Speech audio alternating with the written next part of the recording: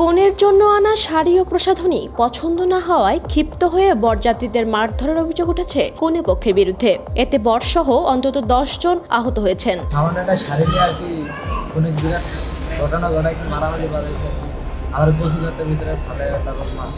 শুক্রবার বিকালে ভোলার সদর উপজেলার ভেদুরিয়া ইউনিয়নের শেরে বাংলা গ্রামে এই ঘটনা ঘটে। এই ঘটনায় আহতরা ভোলা সদর হাসপাতালে চিকিৎসাধীন রয়েছেন। বিয়ের আয়োজন চলাকালে শুরু হয় বিবাদ, যা রূপ নেয় সংঘর্ষে। ঘটনার জেরে পুরো বিয়ের অনুষ্ঠানই ভণ্ডুল হয়ে যায়। এই ঘটনায় আহতদের মধ্যে রয়েছেন বরসহ আরো কয়েকজন।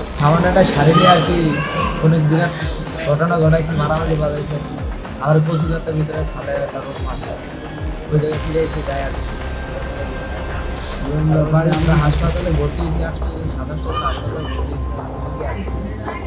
আমি নিজে ভর্তি এখনো